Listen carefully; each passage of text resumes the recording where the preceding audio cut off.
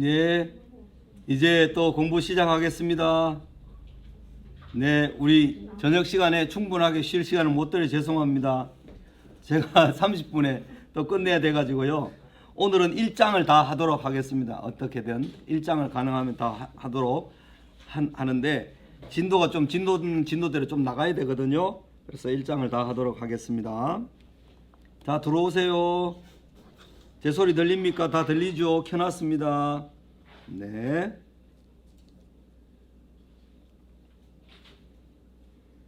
요한계시록을 공부할 때 우리가 선입관을 너무 많이 가지는 거 좋지 않습니다. 요한계시록도 서신서, 편지들 중에 하나다 이렇게 이해를 하는 것이 좋습니다. 그리고 그동안에 한국교회나 종교개혁 이후에 계시록을 이렇게 주석을 하거나 이렇게 많이 공부를 하거나 이런 일을 안 했기 때문에 오히려 더 계시록이 신비에 쌓인 책처럼 느껴지고 또 너무 어려운 책처럼 느껴졌던 것이 사실입니다. 그래서 계시록을 이해하기 위해서 구약 성경을 뒤적이면서 예수님의 마지막 날에 대한 예언들을 뒤적이면서 자세히 해석하면서 연결해보면 그것이 매우 분명하게 드러나는데도 너무 신비적인 면으로만 치우쳐 놓아서 신비적으로 해석하는 이단들의 동무대가 되어버렸습니다. 그래서 제가 첫 시간에도 말씀드렸습니다마는 우리가 교회가 요한계시록을 열심히 연구하고 가르치고 그것이 서신서들 중에 한 권처럼 잘 소화되도록 쉽다는 인식을 가지도록 잘 설명해주지 못한 것에 대해서 회개하고 잘못을 인정하고 나는 주님 앞에 부끄럽습니다 하면서 바이블 플러스를 하게 된 것도 이렇게 요한계시록 같은 어려운 본문이지만 어쨌든 그것을 가지고 다 이렇게 합당하게 풀어내고 설명할 수 있어야 이단들에게 쉽게 미혹되지 않겠다 하는 생각 때문에 이제 이 바이블 플러스도 시작된 것이기 때문에 어렵게 생각하지 마십시오. 어렵게 생각하지 말고 한번 1절부터 8절까지 교독해서 1장은 한번 읽어보겠습니다. 1절부터 8절까지 먼저 한번 읽어보겠습니다. 교독합니다. 예수 그리스도의 계시라. 이는 하나님이 그에게 주사 반드시 속히 일어날 일들을 그 종들에게 보이시려고 그의 천사를 그 종 요한에게 보내어 알게 하신 것이라.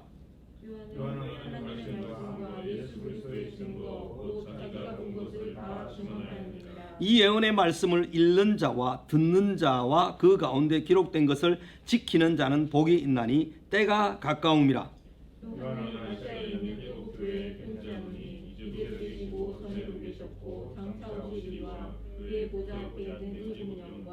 또 충성된 증인으로 죽은 자들 가운데서 먼저 나시고 땅의 임금들의 머리가 되신 예수 그리스도로 말미암아 은혜와 평강이 너희에게 있기를 원하노라. 우리를 사랑하사 그의 피로 우리 죄에서 우리를 해방하시고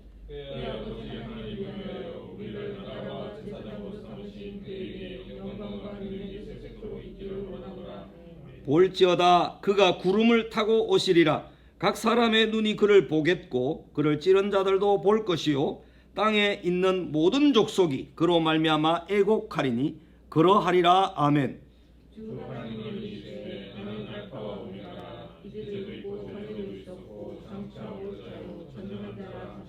네.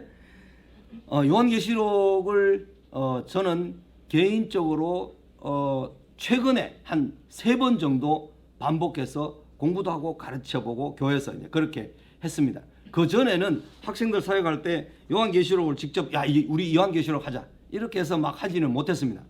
그런데 이제는 요한계시록을 다루는 일을 미뤄서는 안 되겠다 이렇게 생각을 하면서 한 몇 년 전부터 요한계시록에 좀 집중해서 공부도 하고 책도 읽고 하면서 이제 교환들을 만들고 해왔는데 2019년도에 이 아침 큐티 본문이 그때 있어서 그 아침 큐티 본문을 다시 정리를 하자 해가지고 만들어진 것이 이런 교환인데요. 첫 번째 예수 그리스도의 계시, 이렇게 요한계시록을 여는 첫 번째 내용에서 예수 그리스도의 계시라 이런 말씀으로 엽니다. 요한계시록은 요한이 본 것을 기록한 것이지만 예수 그리스도의 계시입니다. 요한계시록은 어떤 책인가에 대한 설명을 저 밑에서 한 10번째 줄 거기에 기둥 표시가 있는 두 번째 기둥 표시가 있는 요한계시록은 하는 거기까지가 요한계시록은 어떤 책인가 하는 것을 한 네 가지 정도 종류로 설명을 합니다. 첫 번째는 예수 그리스도의 계시다. 예수님께서 친히 열어 보여주시고 알게 해주신 것이다.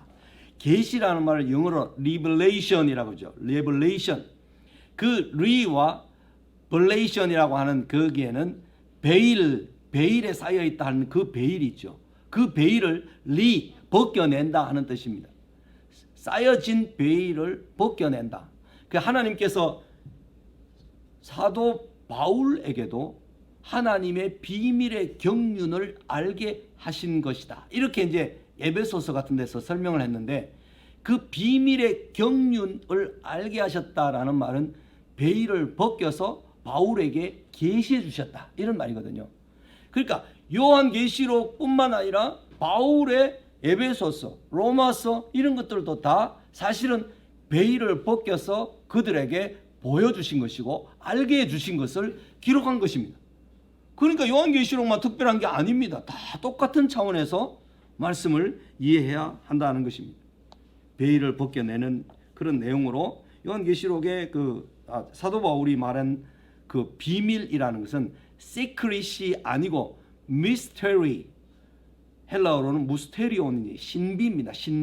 신비로운 것을 하나님께서 벗겨내셔서 알게 해주신 것이 예수 그리스도가 오셔서 완전한 그림을 실체를 알게 해주시고 난 다음에 제자들에게 예수 그리스도 이후에 더 확실한 계시를 보여주신 것이죠.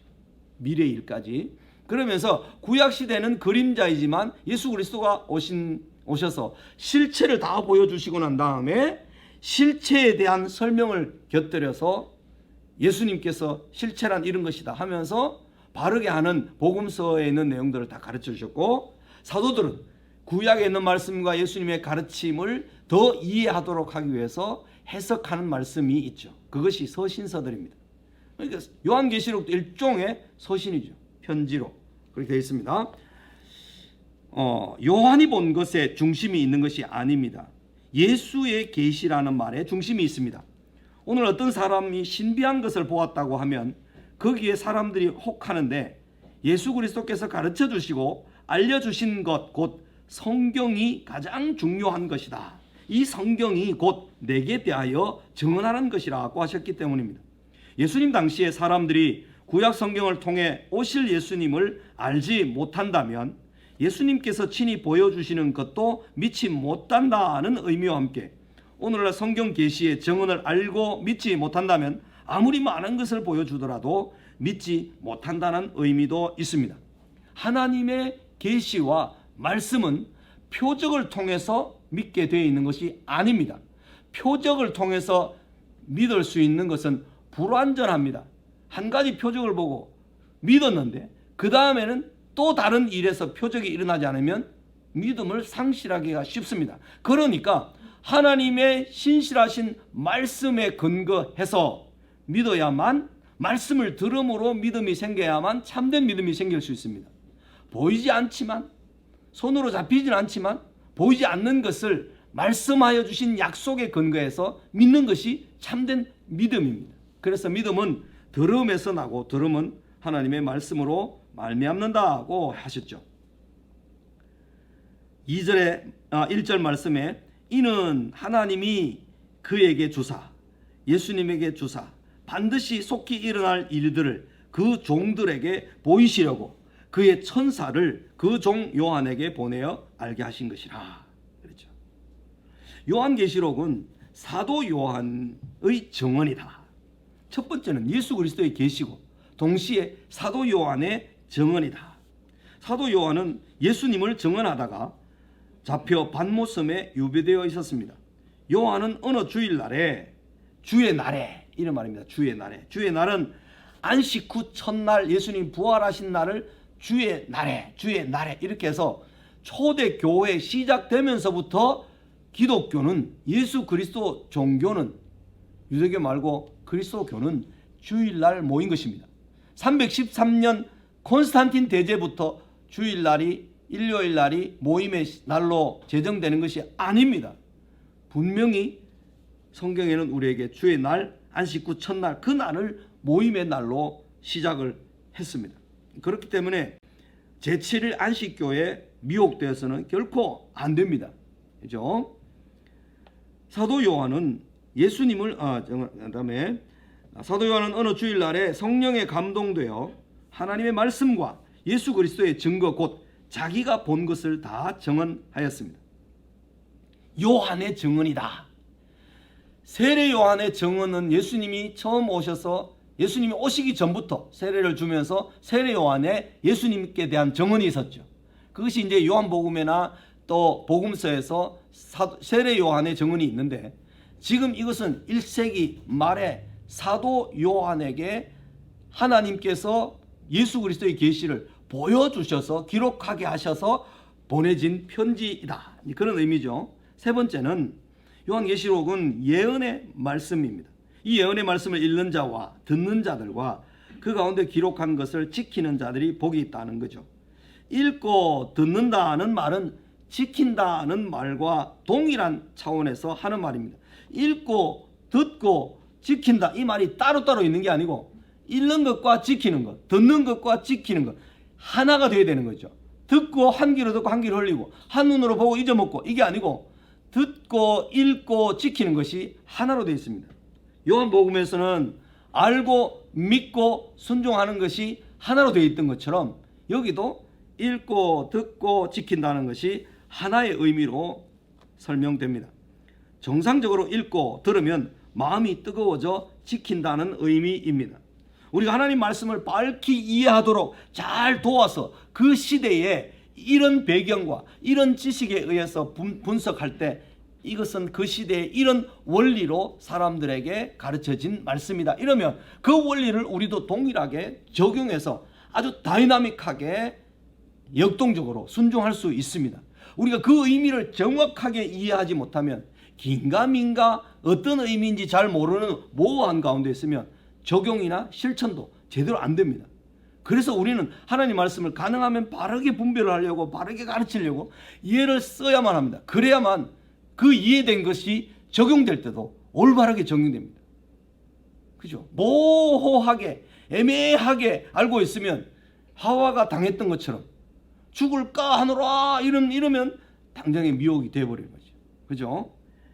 그렇게 되지 않도록 우리가 좀 잘 해야 되겠죠. 그 다음에 네 번째로 요한계시록은 사도 요한이 아시아에 있는 7 교회에 보낸 편지입니다. 편지는 수신자와 발송자가 동시대에 처한 상황에서 위로와 격려를 위한 것입니다. 당시 상황에 적용된 진리는 현재 상황에도 적용되는 실제 삶의 진리입니다. 우리의 실제 생활과 멀리 동떨어져 있는 말씀이 아니라는 뜻입니다. 그죠? 그 다음에 요한계시록의 내용 구성을 이렇게 한번 또 봤는데요. 서문과 마지막 결어 22장 6절부터 거의 같은 내용으로 반복되는데, 왜 시작되는 부분과 마지막 부분에서 똑같은 내용이 그대로 반복될까? 그 이유는 그 시작되는 말과 끝맺는 말이 동일하게 너무나 중요한 내용들을 담고 있기 때문입니다. 이 말의 신실성과 참됨, 이것이 1장 1절과 22장 6절에 동일하게 나타납니다. 이 말이 신실하고 참되다, 반드시 속히 될 일을 보이시려고. 1절 26절 22장 6절 지키는 자가 받을 복에 대해서도 똑같이 설명합니다. 계시를 보고 들은 자는 사도 요한임을 분명히 언급합니다. 그 다음에 때가 가까웠음에 대한 언급도 나옵니다.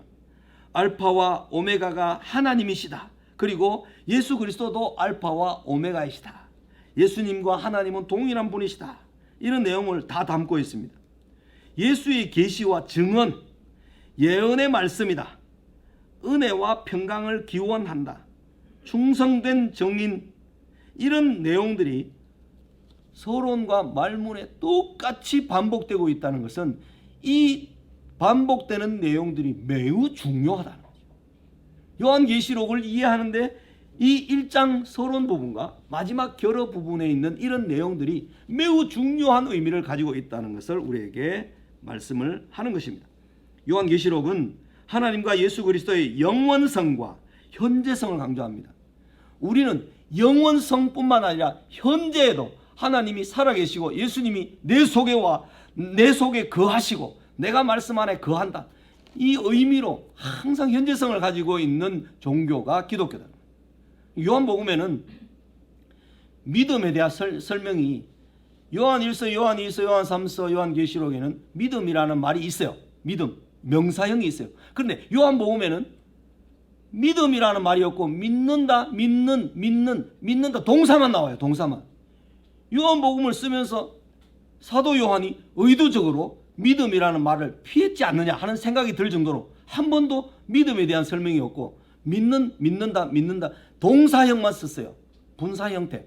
그것은 복음이 얼마나 다이나믹한 것인가, 복음이 얼마나 행동적인 것이냐, 현재성이냐, 복음을 가지고 걷는 그 발들이 얼마나 복이 있는가 이러면서 요한복음 자체가 1세기 말에 느슨해지고 사랑이 식고 복음 열정이 식은 그들에게 다시 한번 복음의 열정을 심어줘서 복음을 가지고 가도록 하기 위해서 보내심을 받은 것처럼 나도 너희를 보내노니 이런 말씀을 많이 표현하는 것을 봐서 이 믿음이라는 것은 정적이 아니라 매우 동적이다.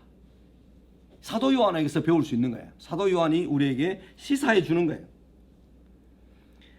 영원성과 현재성을 강조하는 책 요한계시록은 이스라엘 백성들에게 아브라함과 이삭과 야곱의 하나님 이런 표현과 같습니다.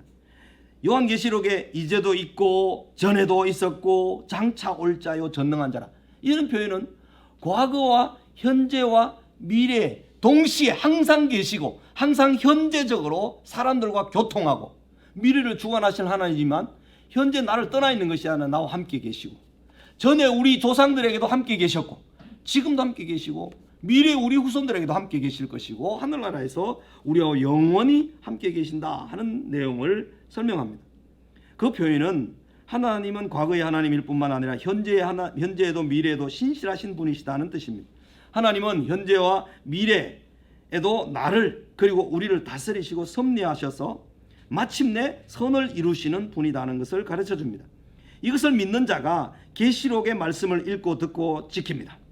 그 믿음을 얻은 자는 복이 있습니다.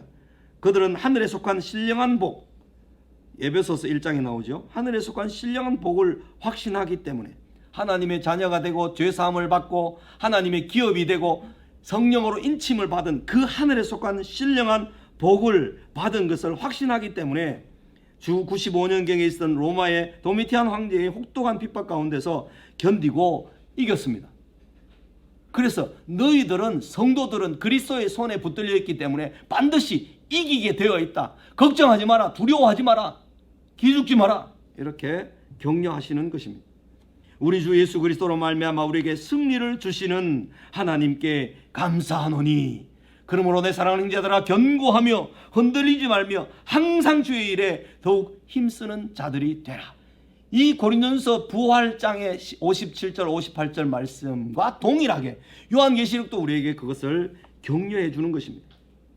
그 다음에 요한계시록은 성도들에게 항상 예수 그리스도를 바라보도록 요구합니다. 왜냐하면 예수님은 환난과 죽음까지 당하셨다가 부활하셨기 때문입니다. 여기에 1장 초반 부분에 죽은 자 그리고 다시 살아난 자 이 내용을 또렷하게 이렇게 기록하고 있죠. 5절에 보면 충성된 정인으로 죽은 자들 가운데서 먼저 나시고 땅의 임금들의 머리가 되신 예수 그리스도로 말미암아 이렇게 내용을 기록하고 있기 때문입니다. 오늘 본문 계시록의 첫 부분에서 예수 그리스도가 매우 부각되어 있습니다. 예수님은 충성된 정인이셨습니다. 죽기까지 복종하실 정도로 신실하신 하나님의 정인이셨습니다. 모세가 그의 하나님의 집에 충성하였던 것처럼 예수 그리스도도 하나님께 복종함으로 충성하셨다. 그 내용을 히브리서에서 기록합니다. 예수님은 죽은 자들 가운데 먼저 나신 분입니다. 두 번째로 부활의 첫 열매가 되신 사실을 강조합니다. 이것은 고난을 당하다가 죽은 성도들에게 소망을 줍니다. 예수님께서 부활하시고 첫 열매가 되셨다. 너희들도 예수 그리스도께 붙었기 때문에, 예수 그리스도와 연합했기 때문에 반드시 부활할 것이다. 이런 확실한 소망을 처음 시작하는 장면에서 계시록을 받았던 사람들에게 주는 것입니다. 세 번째, 예수님은 땅의 임금들의 머리가 되셨다 그랬습니다. 이것은 이 세상 권세자들이 아무리 강하고 혹독하게 핍박을 준다 하더라도 예수 그리스도께서 마침내 철장으로 다스리시며 심판하실 것이라는 위로를 줍니다. 확신을 줍니다. 그 다음에 네 번째로, 예수님은 우리를 사랑하사 그의 피로 우리를 죄에서 우리를 해방시키신 분이십니다. 이런 내용이 구체적으로 언급 다 되어 있죠. 그 다음에 예수님은 그의 아버지 하나님을 위하여 성도를 나라와 제사장으로 삼으셨습니다. 이것은 여기에만 있는 것이 아니라 5장 10절에도 뚜렷하게 나타나는 말씀입니다. 그것은 성도를 하나님의 동력자로 세우셨다는 뜻입니다. 하나님과 함께하는 자로서, 하나님과 함께 일하는 자로서, 이 고린도서 6장 1절에서 말씀하신 것입니다. 예수님은 구름을 타고 다시 오시는 분이십니다. 요한계시록은 어두운 가운데 빛을, 혹독한 고난 중에 위로를, 불확실한 시대에 확신과 담대함을 주는 그리스도의 계시이며, 그리스도와 사도의 증언이며 예언이며 신앙 선배의 따뜻한 편지다. 그렇죠? 그러니까 요한계시록은 좀 해석하기 무섭다, 두렵다, 이런 선입관을 완전히 버려야만 합니다. 우리가 요한계시록을 다 하고 난 다음에 요한계시록이 이렇게 다정한 편지였네, 이렇게 쉽게 다가갈 수 있는 책이었네, 이런 식으로 이해가 되어야 합니다. 그런 목표로 여러분이 요한계시록을 2번씩 읽어주시고, 그죠? 다 읽으신 분이 한 서너 분 오늘 계셨는데 그렇게 열심히 함께 해주시면 고맙겠습니다. 1장 9절에서 20절까지 시간이 없어서 읽지는 않겠습니다. 쭉 한번 봅니다. 사도 요한은 하나님께로부터 사명을 받았습니다. 그것은 네가 보는 것을 써서 7 교회에 보내라는 것이었습니다. 사도 요한은 어떤 사람입니까? 너희 형제요, 예수의 환난과 나라와 참음에 동참하는 자요, 하나님의 말씀과 예수를 증언하다가 반모섬에 유배되었고 주의 날에 성령에 감동되어 음성을 들었고 환상을 보았으며 부활하신 예수님을 보았을 때 예수님의 발 앞에 엎드려 죽은 자 같이 되었다. 그렇게 설명했습니다. 예수님은 처음이요 마지막 알파와 오메가이시며, 그리고 지금 살아계시며 전에 죽었으며 세세토록 살아있으며 그런 분이고, 세 번째로 사망과 음부의 열쇠를 가지셨으며 오른손에 7 별의 비밀과 또 7 금촛대를 가지신 분이십니다. 7 별은 7 교회, 지상에 존재하게 될 모든 교회를 상징하는 교회가 7 교회입니다. 그 7 교회의 사자요, 7 촛대는 7 교회다. 인자 같은 이 예수님은 발에 끌리는 옷을 입고 세마포 옷을 입었습니다. 계시록 15장 6절에도 나오는데 가슴에 금띠를 띠고, 이것은 다니엘서 10장 5절에 인자의 모습이 여기에 그려져 있습니다. 제사장 의복입니다. 그 다음에 머리와 털의 희기가 흰 양털 같고 눈 같으며, 이것도 다니엘서 7장 9절에 그대로 나옵니다. 그의 눈은 불꽃 같고, 이것은 심판을 비유하는 것인데 다니엘 10장에 또 나오는 말씀입니다. 그의 발은 풀무불 같고 단련한 빛난 주석 같고 도덕적 순결을 의미합니다. 그의 음성은 많은 물소리와 같으며, 그렇죠? 성전으로부터 나오는 물소리, 에스겔 47장에 성전으로부터 나오는 물, 그죠? 그의 입에서 좌우에 날선 검이 나오고, 그죠? 이 좌우에 날선 검은 심판자로서의 그 심판의 검을 말합니다.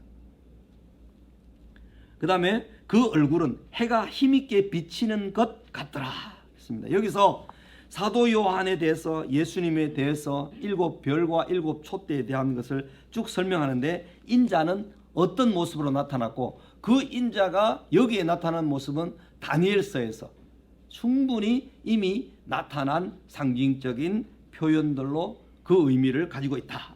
그렇게 보면 됩니다.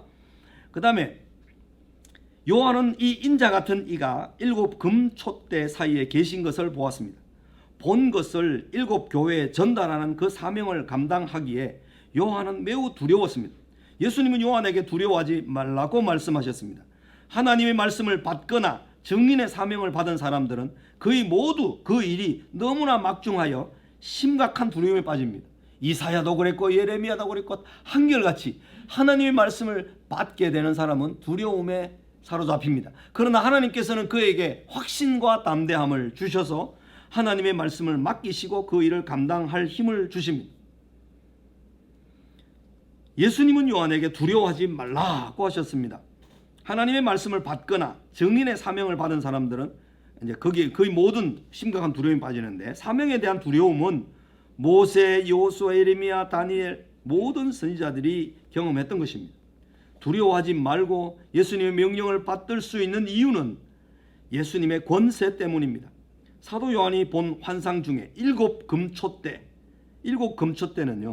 여기 20절뿐만 아니라 4장 5절, 5장 6절, 스가랴 4장 2절, 6절, 10절에서 일곱 영, 또 이것은 스가랴 4장 6절에서 가져온 상징적인 것입니다.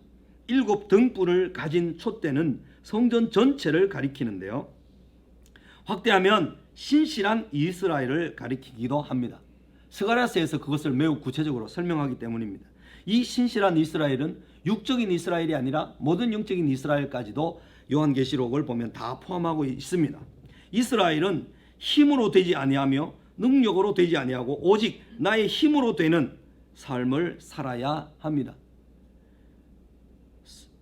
성령에 의해서요, 성막과 성전 안에 있었던 촛대로부터 나오는 빛은 하나님의 임재를 상징합니다.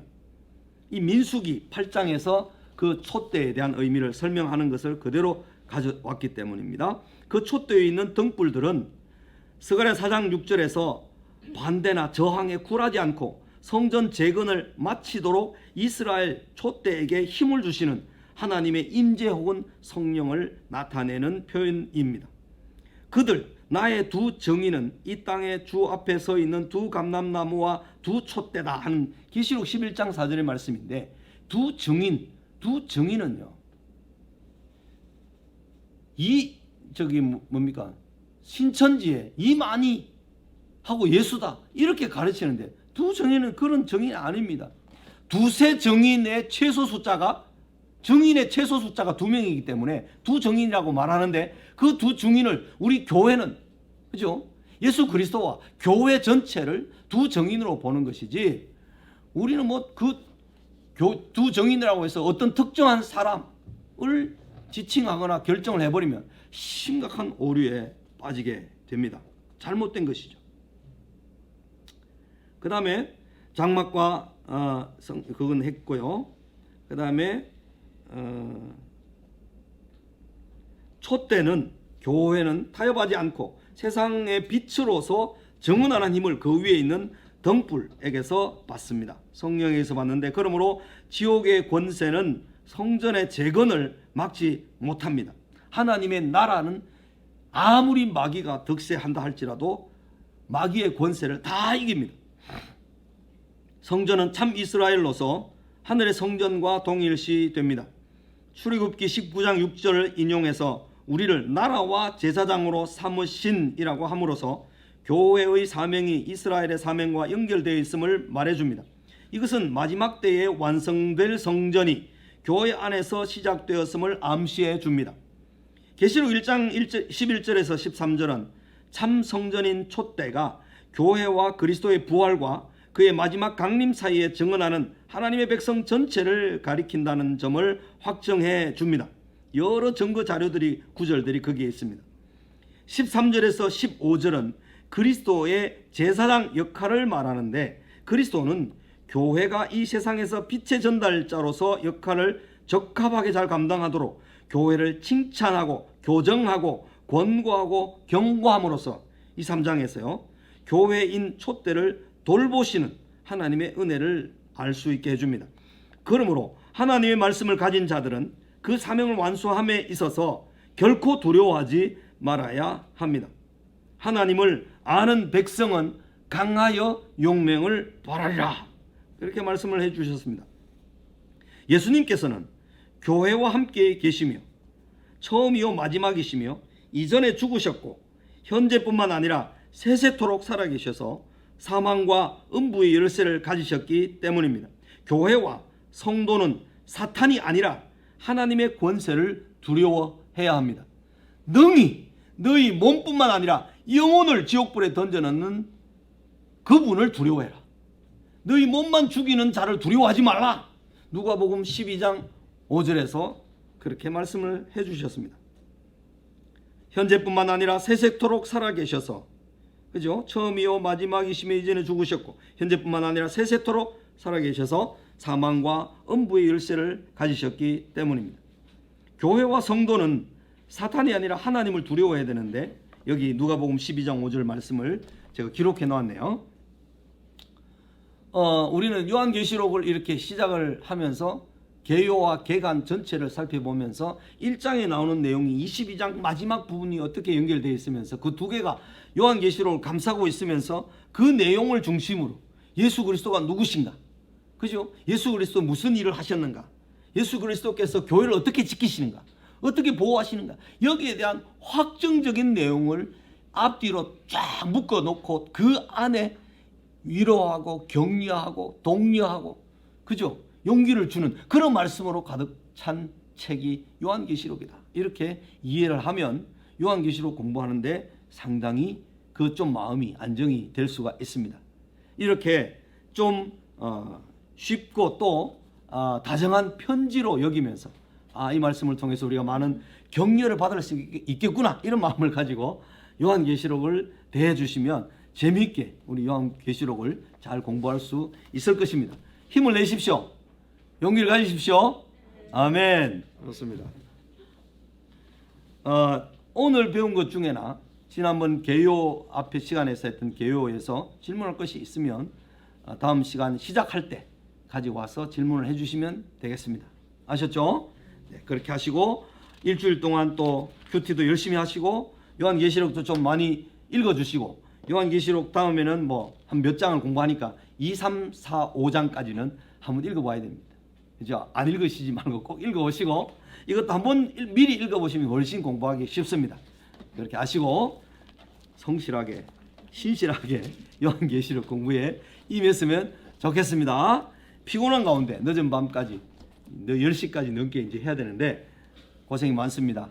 한번 기도한 다음에 오늘 강의를 마치도록 하겠습니다. 하나님 아버지 감사합니다. 전에도 계셨고 이제도 계시고 장차 오실 이 예수 그리스도를 우리에게 나타내 보여주신 것을 함께 공부하게 하여 주시니 감사합니다.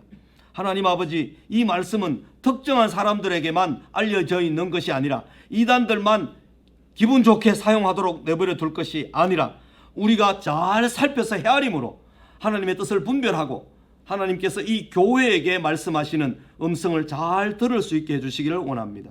우리 모든 믿음의 권속들 바이블 플러스 식구들 가운데 함께하여 주시고 은혜와 복을 더하여 주옵소서. 감사합니다. 예수님 이름으로 기도 올려옵나이다. 아멘.